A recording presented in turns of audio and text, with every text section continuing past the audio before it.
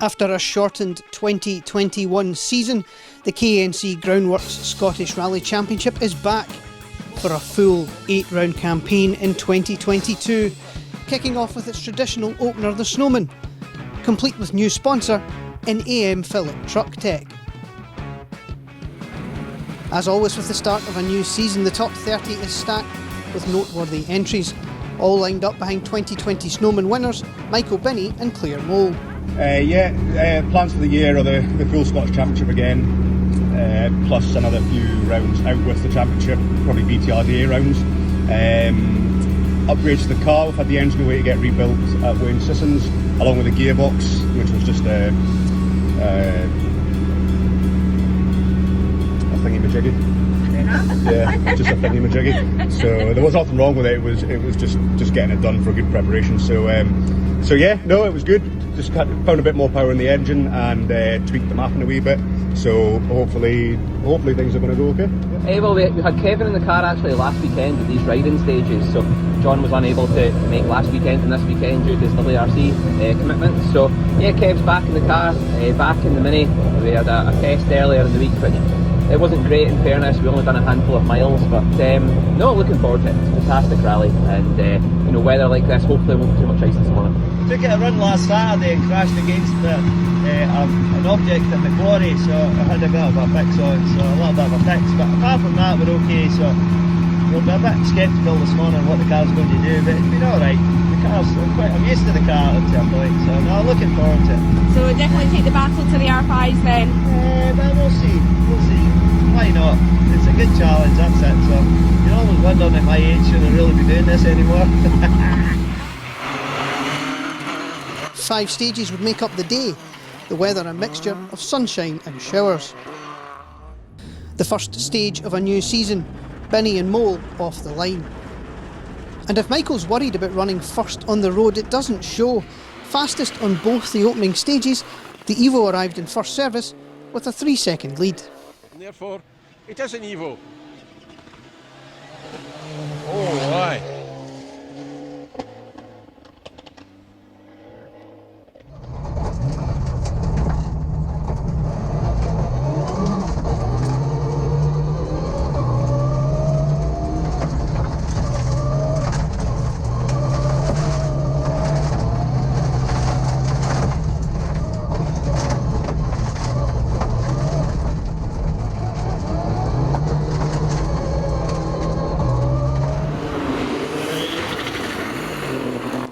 Chasing them down, Freddie Milne and Patrick Walsh were continuing their form from the end of the last Snowman. The Fiesta crew looking like a serious threat for the rest of the day.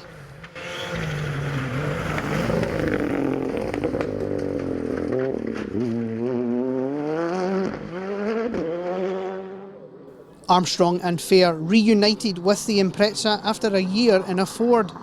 Third at service was a good start, although Jock wasn't as tidy as normal.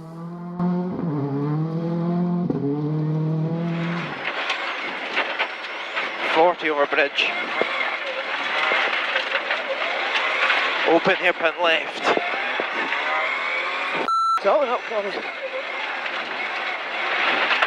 70 up. Keep right and left 1. 60. Caution left 7. And turn left 9 in. 40. Small crest. At the end of stage 1, Jock thinks he knows why. 100. Caution, small crest. Deceptive right 5 line. 150 down. Turn right 9 over finish, no cuts. 50. Finishes up here. Oh no, Carl. Oh, okay. I've no brakes. No brakes. Absolute no brakes. Aye. That's why I was going to control a wee bit.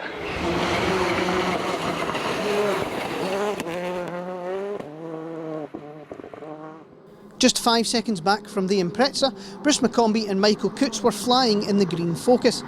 A big confidence boost for Bruce after a difficult 2021. They were just 2 seconds up on Scott Beattie and Paula Swinsko. The Evo crew off to a neat and tidy start.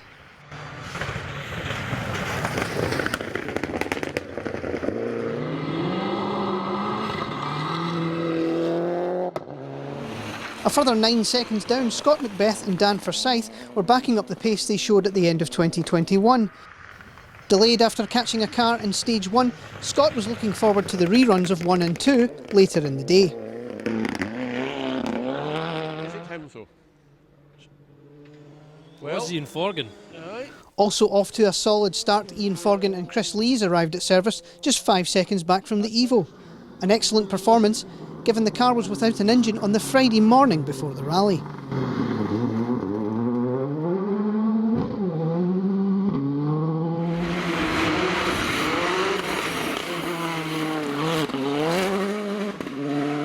Eighth at service, John Wink and Neil Shankson spent the morning loop battling a twitchy car on the fast sections. A couple of suspension tweaks were planned to see if things could be improved.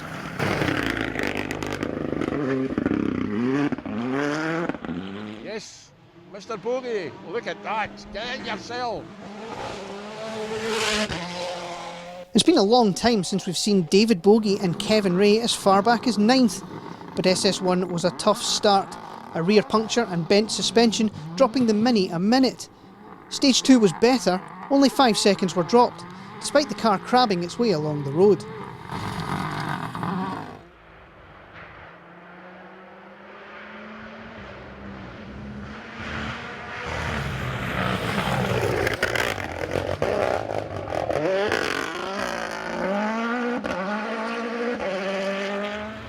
Rounding out the top 10, Willie Patterson and Tom Hind were very happy with their morning's work. 2 top 10 times was a solid start to the day.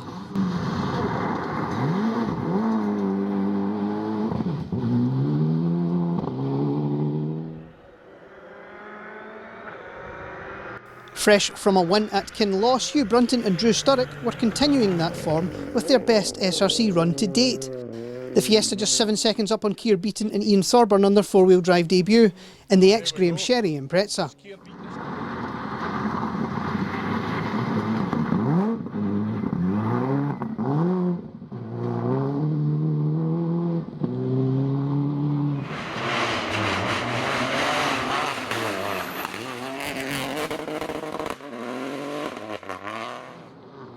Topping the two-wheel drives after 2 stages, Peter Stewart and Harry Marchbank were taking it to the four-wheel drives as usual. 10th quickest in 1 was followed by a wild ride in 2 with a visit to a big ditch. The 208 13th at first service and tied on time with Scott McCombie and Charlie Sayer Payne.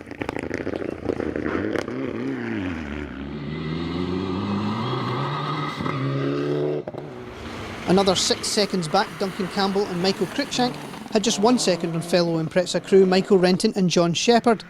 The reigning Subaru Cup champions tied on time with Matt Calderwood and Phil Sandham.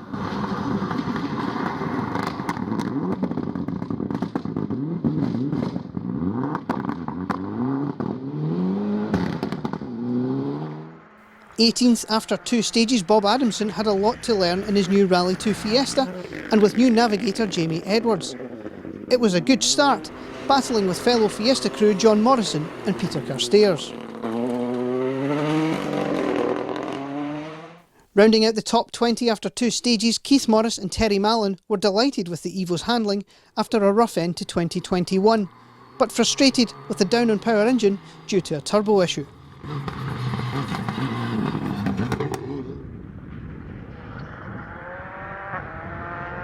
Missing from that top 20, stage 1 was a disaster for former Snowman winners Donnie McDonald and Andrew Faulkner. And even worse for them, it was all caught on camera.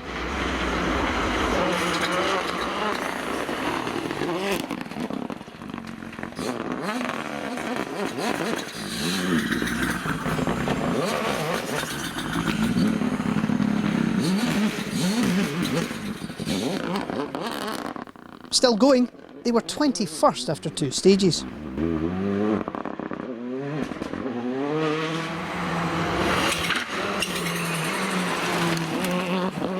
But missing completely, Mark McCulloch and Michael Hendry were out in their Evo-powered Satria for the first time. But their rally ended with an underbonnet fire in stage 1.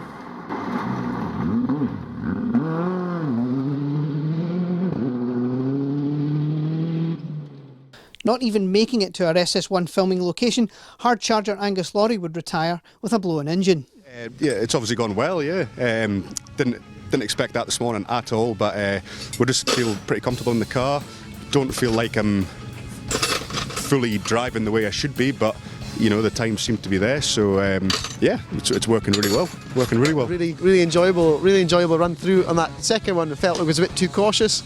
We were worried about catching David because he was coming into the stage with one wheel pointing away from the car. So luckily we got that.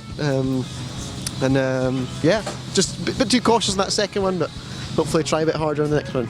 Been pretty hairy actually. I don't know if it's benefited me or not, but I've boiled my brake fluid, but I've not bedded my pads in right according to the mechanics. My fault. So brake pedals went to the floor, and then went to the second stage. It came good when it cooled down, and then it went again as the stage went on. So we've got to scuff all the discs up, sort everything out, deglaze the pads, and hopefully we'll be right. So look out, everybody, I'm coming. So full attack then for the next. Oh, what? Everything, full on. New tyres, you name it, I've still got it, I'm going. No complaints. Driver's rusty, Abby's rusty. So no, I think that was good. Tyres maybe fell away a wee bit at the end, or it got a bit looser, who knows. And then the second stage, it was fine. Good stage, an attacking stage. Super like. It's been really good so far. We haven't had any actual issues. We just took it. We went for it, but we took it nice and steady, and we're pretty conservative, really. So yeah, we're quite happy where we're lying. We think we can do better. You know, just keep plodding at it, really. And we picked a rear puncture very early into the stage, so we felt a bit of an impact. It wasn't as if we were wide off the road or you know, seen what we hit, so a bit unfortunate, but also it's bent the rear arms, so the car crabbed to the rest of the stage and for stage 2 as well, so yeah, obviously lost a lot of time, which isn't ideal, but you know, it's something we can sort in service now, and we'll see if we can salvage something in the next stages.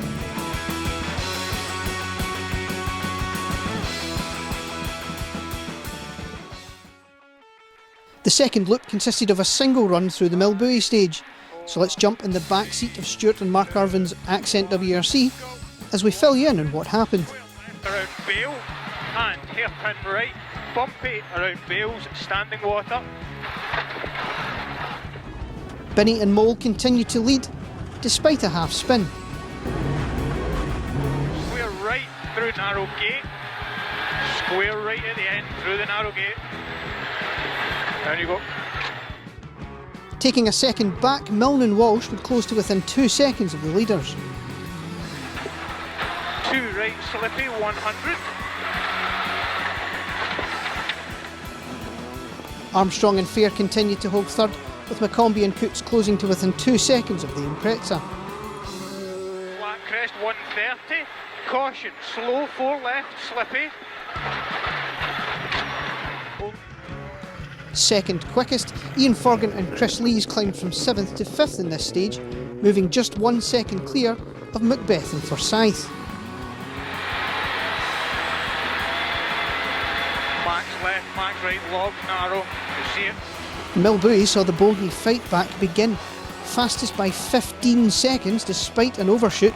The big question was how high up the order they could get by the end of the day. Just here. 130. Beattie and Swinsko were the first of the hard luck cases, sticking the Evo on its side for over a minute and dropping to 8th, now tied on time with Brunton and Sturrock. Go 350 out. Small flat crest. Climbing to 10th in this stage, Scott McCombie and Charlie Sear Payne continued to speed up as the day went on. The Evo just ahead of the battling Imprezas of Duncan Campbell and Keir Beaton. 30. Go 130. After their bright start, Millbury would prove the undoing of Wink and Shanks, the I-20 dropping into a ditch for over 4 minutes, dropping them to 36th. 450 to stop. Keep going. Right over the board. Over the board. That's it. Woo! I saw 120 there.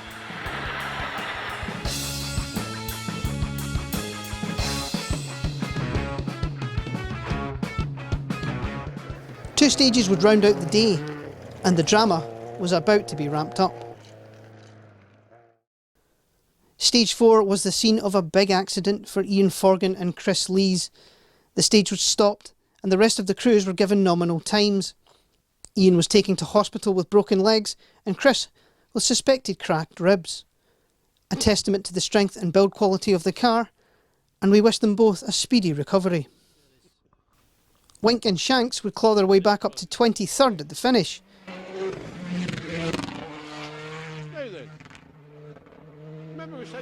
Second two-wheel drive car home, James Brims and Ian McDonald were out in the ex-McCulloch Escort for the first time. Describing the conditions as perfect for a Mark II, they were very happy with 22nd overall.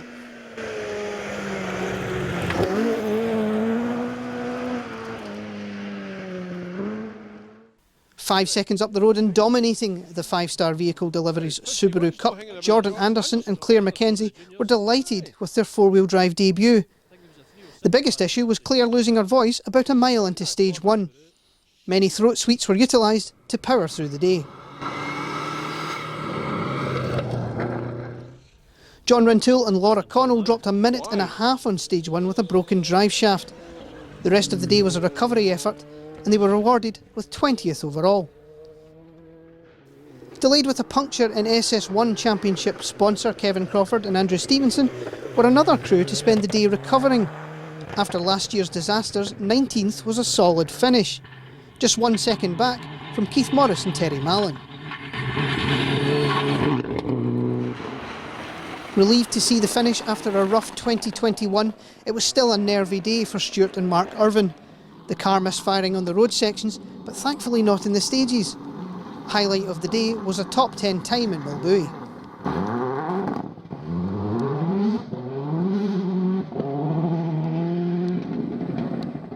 '16th went to Michael Renton and John Shepherd. Adapting to the new sequential gearbox, they finished just 1 second down on 2-wheel drive winners Peter Stewart and Harry Marchbank. A lack of top speed in Milbury hampered the fight against the 4-wheel drives. Peter reckoning the nominal time in 4 was slower than what they would have achieved had they got a run.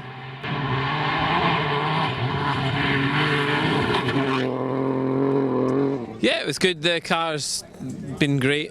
Harry's been great, and I've driven okay, I think. So yeah, happy enough. Stage 3 obviously was difficult because the car's got so little power compared to everyone else. We've lost a lot of time there, but happy enough. That last stage we were flying, and yeah, hopefully that'll be it'll continue for the rest of the season. 1 second ahead, John Morrison and Peter Carstairs once again produced a solid result on the Snowman. Another Fiesta crew whose engine was finished last minute, they had to deal with it cutting out briefly in Milbury and flirted with disaster on the final stage. C60 down to caution, right 7 in. Right 7 in, caution. Into left 4 in. Not bad. Keep right over crest, left 2 in, into right 1, 40. Donnie McDonald and Andrew Faulkner recovered to 13th after their SS1 spin.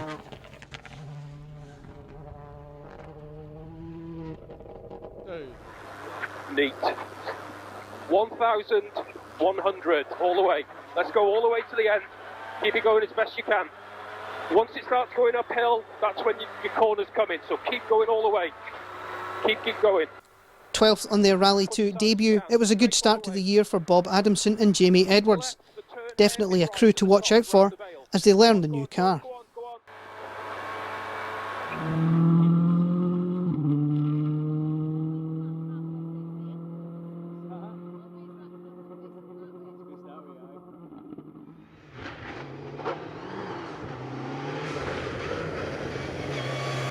Scott McCombie and Charlie Sear Payne would drop to 11th over the final loop, 8 seconds away from Duncan Campbell and Michael Cruikshank.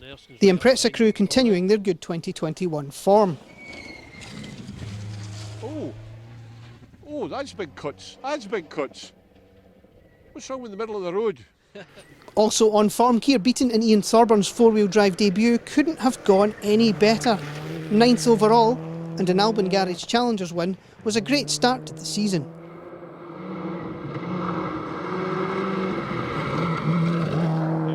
Great fun, a lot of learning. Aye, I had a wee bit of pressure with that serene bit.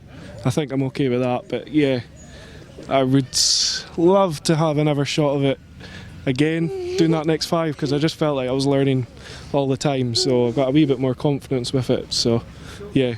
Who's the fastest? Dada. Yeah. Well, 8th overall was also a solid result for Hugh Brunton and Drew Sturrock.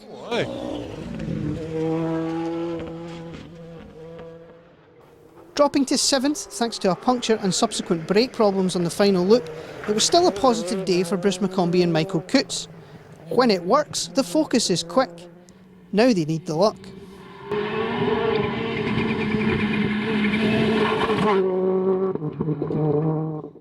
Sixth was a good salvage job for Beattie and Swinscoe after their mill buoy off.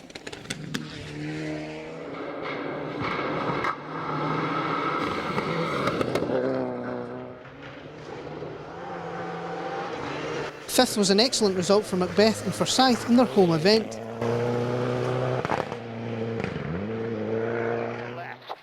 But now for a tale of what might have been. Milne and Walsh blasted through stage 4, beaten only by Bogey and Ray, to move into a 5-second lead with one stage remaining.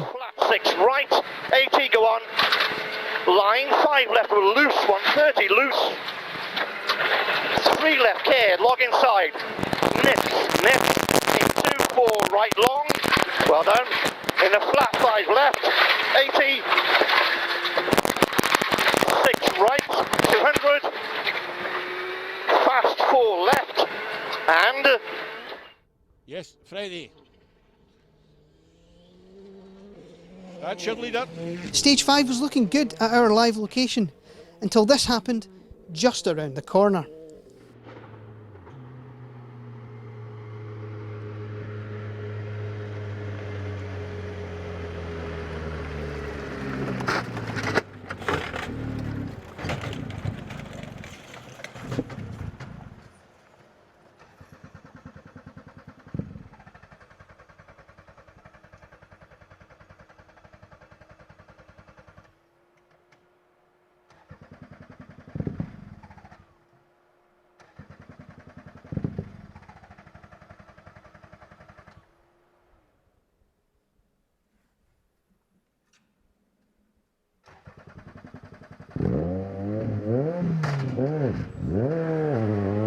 Fourth at the finish was not the result they deserved. The electrical gremlins came back, just came out of the square left, lost all power. I honestly didn't believe it was happening, and the car just stopped, rolled to a stop, wouldn't start, eventually started and everything was fine, so lost about 45 seconds. So. After their disastrous first loop, third was another excellent recovery job for Bogey and Ray. Beautiful.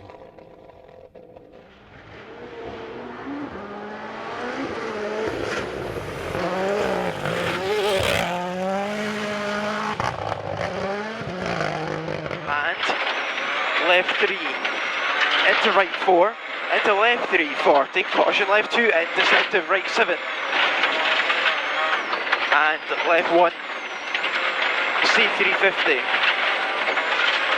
Despite not feeling the time in stage 4 matched their level of effort, Armstrong and Fair were very happy with second at the finish.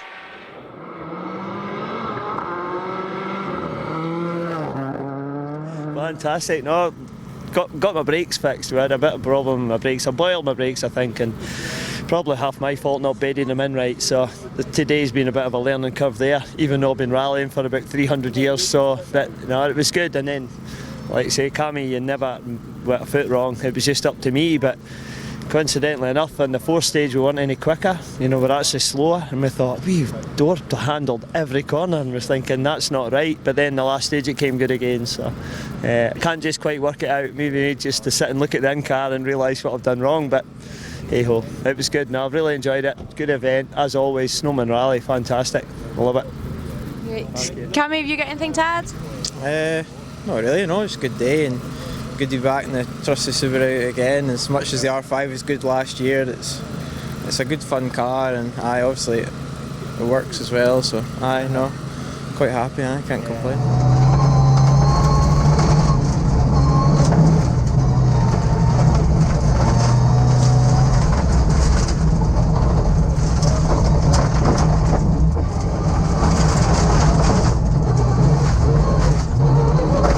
And re-inheriting the win after Freddie's woes, Binny and Mole made it 2 Snowman wins in a row. On form all day, they absolutely deserved the result as they took it to the R5 and WRC cars all event.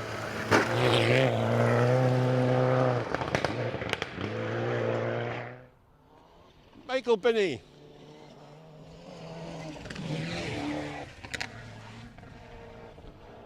Wonderful. Letting it glide through. Claire, is this the first time you've done a back-to-back win? It is the first time, yeah, in about 30 years. Got there in the end. Amazing. So you said you like running first car on the roads? I loved it, yeah. So you're the first car next year as well, so bring it on. As long as it's in March, that's fine, and there's little chance of snow, but yeah. I'd been having nightmares of that bloody Mini's front headlights all week, and I was thinking if I see those in my mirrors I'm going to be hacked off, but I thoroughly enjoyed running first on the road. I didn't even think about it as soon as I got going. Didn't even think once about it. It was a really nice privilege to have, and it was just good to be able to do what you wanted to do and go where you wanted. So that was awesome. That's your aim for the future then, car 1? Possibly, yeah, possibly. We'll see. Oh, many congratulations to you both. Thank you. Cheers. Thanks very much.